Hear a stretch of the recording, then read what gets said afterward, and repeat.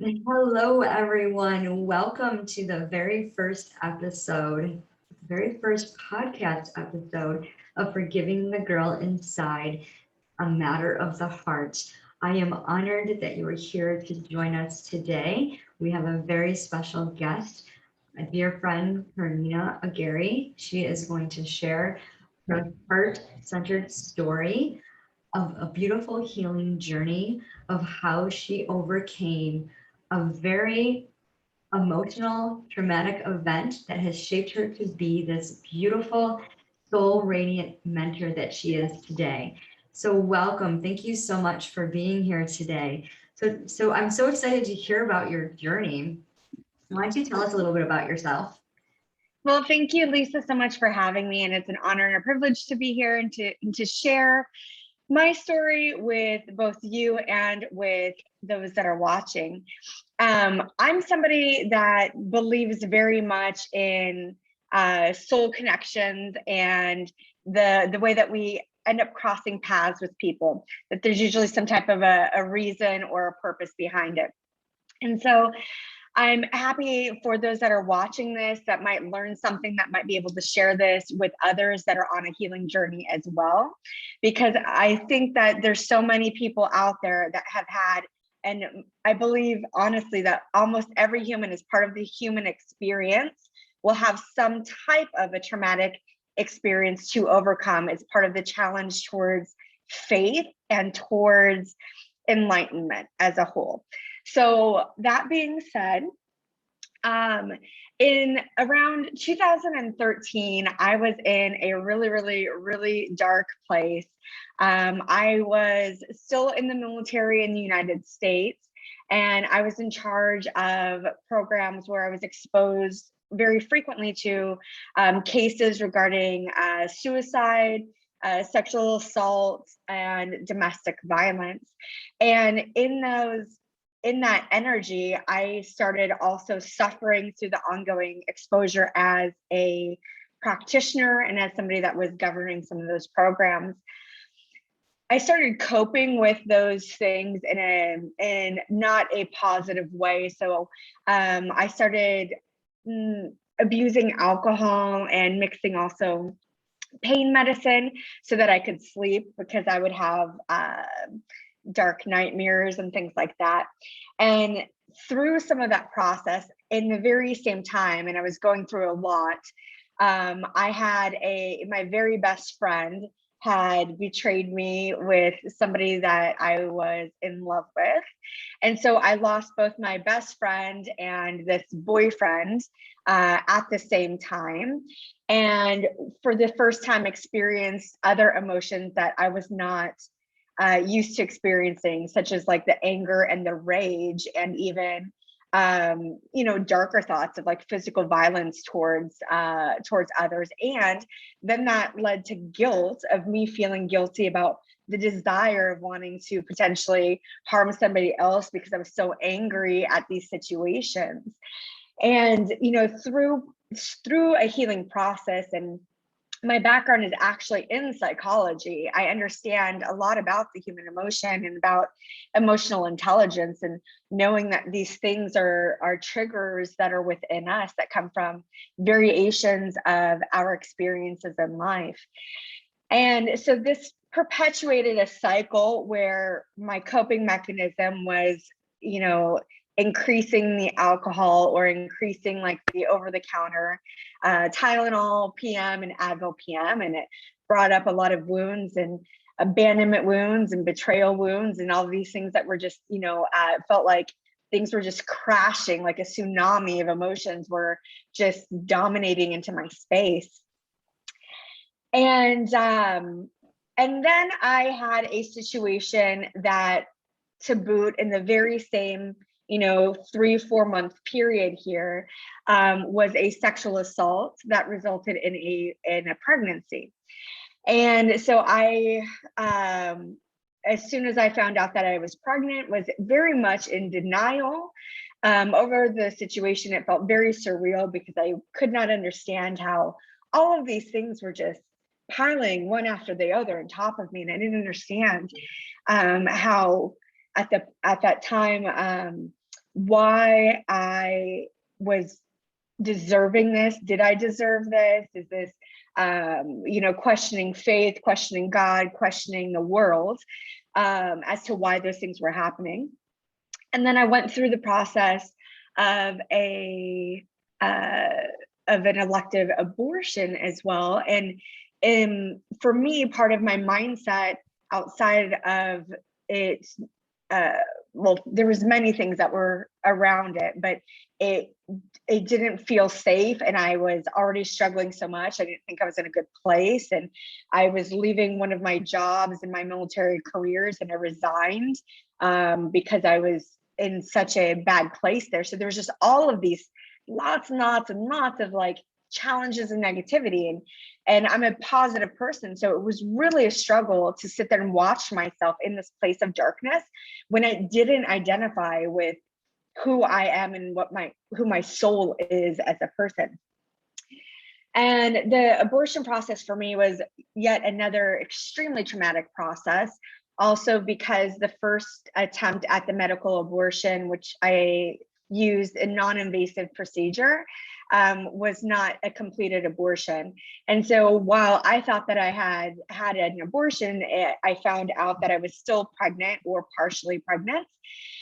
And so it carried on another trickle of heavy, darker emotions and medical procedures to therefore finalize the procedure. With that, when I found out, I was literally at like the 11th hour or the 23rd hour, I guess would be a better way to say it, because they told me that if we did not do that procedure right then and there, after the clock hit midnight, I would not be able to have the procedure, and I would have to carry through with a partial pregnancy through full term. And this was a very challenging process to go through that, because I didn't identify with the fact that I was even pregnant. I didn't feel pregnant. I didn't spiritually or energetically seem that I was pregnant. And it all just felt surreal. It felt like I was looking at certain things that were saying that I was, but I couldn't connect to it emotionally or spiritually. And so after that process, it became lots of questions about my soul purpose, why I was experiencing those things, why I was on how that journey was connected to what I'm supposed to be doing in my life. And I got to the point where I realized that I was really self-harming and that I needed to save myself, essentially, because I didn't like the person that I was in that period of negative energy and in the period of darkness. And so I wanted to literally like coax myself out of it. I went into the bathroom and I took all of the prescribed medicine that I had for anxiety and depression and my PTSD and got rid of everything.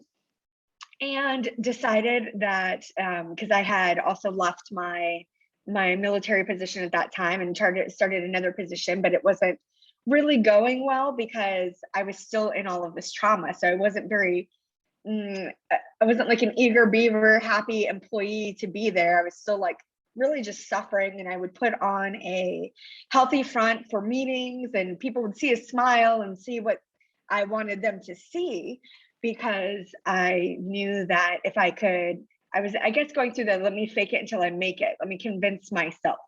So I came to the point where I so desperately wanted to smile again. And I remember that was the baseline of my healing journey, was me deciding I so desperately wanted to genuinely smile again. And so I remember thinking, where are places that make me happy? And if I can create the life that I want to create, where can I go? What would that look like?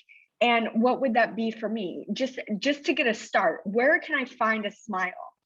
And I remember the biggest smile I ever had in my whole life was taken on a train when I was on my first trip to Italy. And I think I was on my way from Florence to Pisa. And I just had a smile that was ear to ear, beaming of light. Like I finally, and this was about 9 years ago. And so it was like I had finally made it to Italy, which was like my dream come true as like a small young child, even like 13 years old. One of the reasons I joined the military was to have the opportunity to travel abroad. And so when I was finally in Italy, it was like my dream, and it was for my 30th birthday. So here we are a few years later, and I'm going through these emotions, and around 2014, on like the other side of it, I decided that Italy was where I was going to find my smile again. And so I remember one morning waking up, and I hadn't really been sleeping, actually, to be fair. I had a whole lot of insomnia. I had a whole lot of anxiety, panic attacks, all kinds of things that were part of the PTSD from this experience. And I decided that if I was going to find my smile again and live a happy and healthy life, that I wanted to start that journey in Italy, and very much inspired also by like Eat, Pray, Love or Under the Tuscan Sun. And I know there's a lot of amazing women out there that resonate with those films, because it really touches that heart of us, where we know that we're not fulfilled, and we know that we don't want to carry on that journey lacking fulfillment, that we deserve to smile, we deserve our happiness, that we deserve love, we deserve joy and enlightenment, and whatever it is that can fulfill our heart.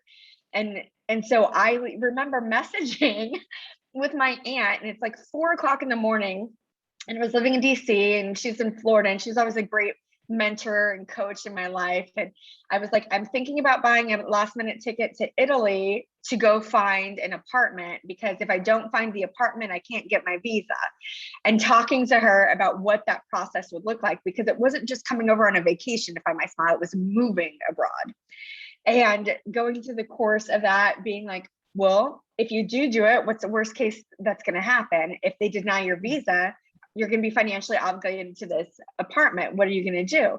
Like, okay, current international laws allow me to go for 90 days at a time. I'll be there for 3 months, and I'll come back for 3 months, and I'll go back for 3 months, and then I'll get out of the lease. I don't know. And she's like, okay, well, then that's the worst case situation. If that's the worst case, you might as well do it. And I'm like, I'm going to do it. So I bought a last minute ticket that morning, like at 6 a.m., got on a flight about 4 p.m., and headed over and started meeting with realtors to find an apartment. And I know that that sounds very whimsical and wonderlust, but it was literally coming out of a little bit of scarcity and desperation for survival, if that makes any sense. So absolutely, my journey started by me launching and catalyzing myself and taking a leap of faith to go where I was drawn to go, to find that smile again. And so even just getting over here energetically shifted things, because I stopped seeing, I was no longer exposed to ongoing sexual assault cases in the United States, to ongoing abortion clinic issues that were there, suicide stuff all over the media, because those were main triggers for me. Yeah. And I know that not everybody can do that, can just decide to move abroad. That's not going to work necessarily for everybody. But it was really the ultimate answer there, is to go inside and to ask yourself, where do you have that smile, and where do you have that joy and that pleasure, and what connects you and your soul to that type of peace and that radiance. And when I say I'm a soul radiance expert, it's about radiating and illuminating that energy that is within us to our highest and our fullest potential. And so on that journey, I mean, the ticket and the apartment was just the beginning of it. So it was about doing a lot of healing work, a lot of soul love, a lot of forgiveness of myself, forgiveness of others, forgiveness of people that have betrayed me, forgiveness of, at the time, even, forgiveness of God and of the universe for allowing this situation that seems so painful for me to go through, because that's a big confusion for so many individuals, is also the spiritual aspect, right? About why we go through hardship from a spiritual growth perspective. And then I started also yoga teacher training. I did a lot of energy work. I became a Reiki master practitioner. I really started working on opening my chakras, understanding what the difference is with blocked chakras and energy centers and open ones. And so it became a multifaceted approach to healing, where I was using energy work.